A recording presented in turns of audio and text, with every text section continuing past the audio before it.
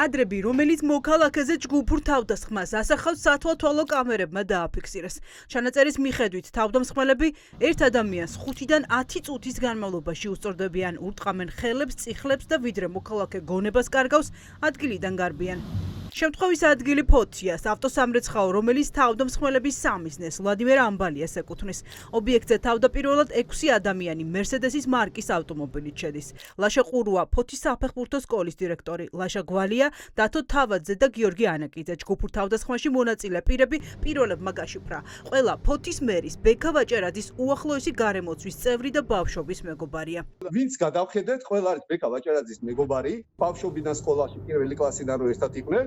უმეტესობა უფროსწორად და ესენი ყველა თანამდებობებზე ანუ რაღაც ადგილებზე იყვნენ დანიშნული ბასეინი რო ამაყობდა ქალაქინის უფროსად და ბექა ვაჭარაძეს ავარავდოთ ყველა ძალიან ისეთი მჭიდრო ურთიერთობა იმ სიტყვაშიც კარგად ჩანს მერს ასფალტოვის რატო უძახი მაშინ იმ მომენტში ყოფებოდა არასრულწლოვანი ბავშვი რომელსაც აი რკინის კეთს უქნევენ ანუ გასალახად ვიდეო მასალაში გარკვევით ჩანს 6 ადამიანი ფოთის მერის გარემოცვის წევრები სამრეცხაოში ავტომობილით შედიან ამ დროს ამბალია ობიექტზე არასრულწლოვან პირთან ერთად იმყოფება ორგანიზებული ჯგუფის ერთი წევრი სამრეცხაოს გარე პერიმეტრს აკონტროლებს 5 კი ვლადიმერ ამბალიას უმოწყალოდ ცემას იწყებს მოძებნეს ამათმა ისეთი მომენტი რომ მარტო ყოფილიყავი 5 კაცმა გამლახა და არც კი მოусმენიათ რომ რაღაცა ასფალტოვის რატო უძახი მერს ამით მოვიდნენ და ამის გამო თუ შეიძლება ადამიანი ასე მამაზე ზუსტად 2 წუთი ხდება იქ ვდგები კარგად ჩანს რომ გუხსნი აგიხსნით მეთქი და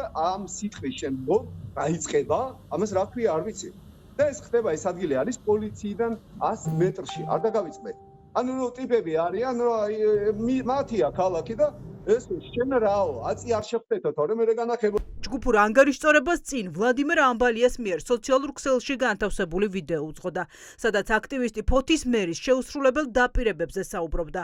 კრიტიკული Facebook გვერდის ავტორი ამბობს, რომ მასზე თავდასხმა სწორედ კრიტიკული პოსტების ადრესატმა ქალაქის მერმა ბექა ვაჭარაძემ დააორგანიზა. ხელქვეითებად კი საჯარო მოხელეები და მისი სამეგობრო გამოიყენა.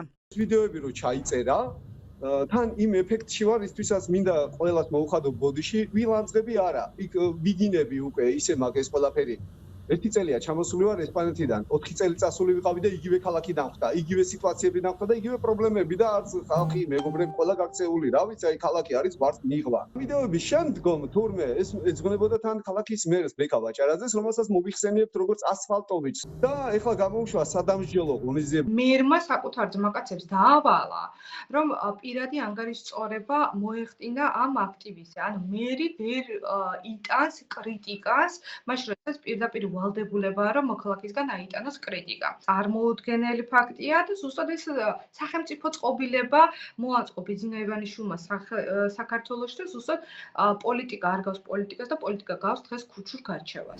კრიტიკის გამო დაორგანიზებული სადამსჯელო ღონისძიების უკან ბექა ვაჭარაძის ხელს ხედავს ადგილობრივი ოპოზიცია. ხელისუფლების ოპონენტები ამბობენ, რომ ოცნების მერი მსგავს არაერთ ფაქტშია მხილებული. ცნობილია, რომ მერი კრიტიკას ვერ იტანს. მის წინააღმდეგ გალაშქრებულ მოქალაქეებს კი შეშინების მიზნით სადამსჯელო რაზმებს უპირისპირებს. სამეგობრო და ახლო სამეგობრო წრი არის თუ ეს ნუ როდესაც ეს ადამიანები დაასაქმებულები არიან სხვადასხვა სამსახურებში რა თქმა უნდა მათ ექნებათ ვალდებულება იმისი რომ არჩევნების პერიოდში აქტიურად იყვნენ ჩართულები ემსახურებოდეს პარტიულ კუთვნილებას და ემსახურებოდეს მერს. ყველა გამოძიების ყველა ძალადობა სამართლიანი ფორმით უნდა იქნეს აუცილებლად გამოძიებული. რაც ნახე ახლა ვიდეო მასალაში იქ ძალადობის ფაქტები ჩანა და ამიტომ პოლიცია ვადლებულია რა ეს საქმე მიიღოს და ფაქტი რომ არის ძალიან ცუდი და რომ უნდა მიიღოს პოლიციამ და გამოვიძიოს ეს საქმე სამართლიანად ამაში ორი აზრი არ არსებობს. თავდამსხმელების სახელები და გვარები, ჯგუფური ანგარიშწორების კადრები უკვე ცნობილია ფოთის პოლიციისთვისაც, თუმცა ამ დრომდე პასუხისგებაში გომელაურის უწყებას ჯერ არავინ მიუცია.